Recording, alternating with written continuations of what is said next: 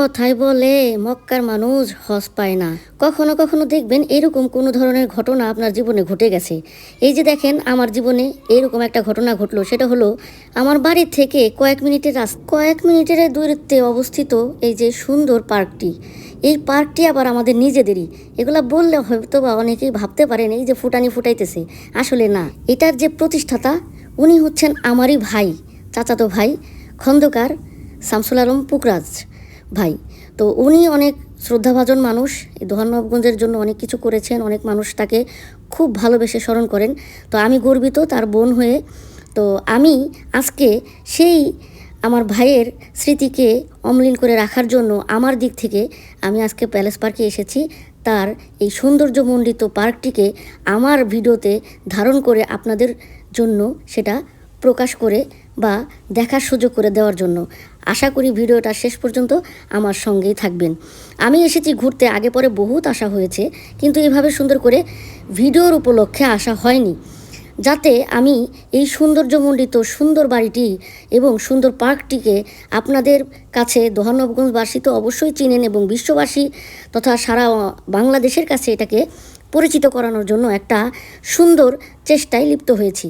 দেখুন এই যে ঘাসের মধ্যে দিয়ে আমি হাঁটতে হাঁটতে দেখলাম কতগুলো চালতা পড়ে আছে গাছের নিচে।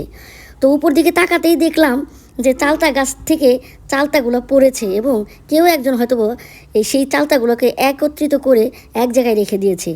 এটা যে শুধু সৌন্দর্যমণ্ডিত তাই নয়, এখানে সৃষ্টি করা হয়েছে অসংখ্য অসংখ্য দর্শনীয় জিনিস। সুন্দর হাতি, ঘোড়া, বানর, সিংহ, বাঘ, যা চাইবেন সব কিছুর ভাস্কর্য যেন বাচ্চাদের মনকে আকর্ষিত করে। এবং এই প্যালেসটা অসাধারণভাবে এটাকে সুসজ্জিত করা হয়েছে। যে আসবে সে সকল রাইডগুলোতে না উঠলেও এইটা দেখেই তাদের মনটা একদম প্রফুল্ল হয়ে যাবে। অসাধারণ সব দৃশ্য, অসাধারণ সব গাছপালা এবং অসাধারণ সেইখানকার বসার জায়গা এবং সুন্দর সুন্দর বাচ্চাদের জন্য এই যে সুন্দর ভাস্কর্য। নিজ স্বার্থে গুণকীর্তন করছি না, যারা এসেছেন অলরেডি এসে দেখে গেছেন তারা জানেন যে এখানকার মনোরম পরিবেশ একটা পরিবার নিয়ে আসলে এবং বাচ্চা কাচ্চা নিয়ে আসলে কতটা আপনারা আনন্দিত হতে পারবেন বা সুন্দর সময় কাটাতে পারবেন। আমরাও কিন্তু মাঝে মাঝে গিয়ে এই ধরনের সুন্দর সময় কাটিয়ে আসি, হোক না সেটা নিজেদের বা খুব কাছাকাছি। তারপরেও মাঝে মাঝেই যেতে মন চায়, মন চাইলেই যাই, মন চাইলেই দোল খাই, মন চাইলেই সেখানে গিয়ে আনন্দ উল্লাস করি। এত ছায়াঘেরা জায়গাটি সবুজে সবুজে মাখা। এখন গ্রামে গঞ্জেও কিন্তু এতটা সবুজ সব জায়গায় দেখা যায় না। মাশাআল্লাহ অনেক সুন্দর। আর এই যে সব রাইডগুলো, এগুলো আমি আজকে দুপুরবেলায় আসছি যাতে ভিড়টা একটু কম থাকে, সুন্দর করে জায়গাটাকে আপনাদেরকে সামনে তুলে ধরতে পারি। তো সেই জন্য রাইডগুলো এখনও বন্ধ আছে, লাঞ্চের পরে অবশ্যই সেগুলো আবার সচল হবে। তো আজকে আমি রাইডে ওঠার জন্য আসি নাই, আগে পরে অনেক উঠেছি। আর এখানটা আজকে আসার উদ্দেশ্য হচ্ছে নিরিবিলিতে এই জিনিসের ফুটেজগুলো, ভিডিওগুলো নেওয়া এবং সুন্দর করে একা একা এই দৃশ্যগুলো অবলোকন করা।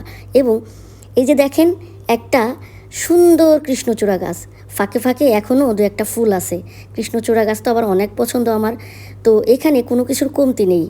বাইরে বেরোতেই দেখলাম সুন্দর একটা চায়ের দোকান, নিয়ে নিলাম একটা রং চা। ওফ, মশলাদার একটা রং চা, সেই মজা। তারপরে শুরু হলো টিপ টিপ বৃষ্টি।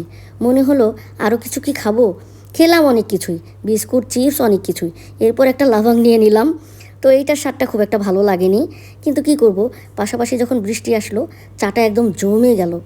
তো খাচ্ছে সে লাভাং, আমি আবার চাটা হাতে করে বসে আছি, কারণ বৃষ্টির মধ্যে চা একদম ফাটাফাটি কম্বিনেশন। দারুণ লাগলো সময়টা। ভালো থাকবেন সবাই, আসসালামু আলাইকুম।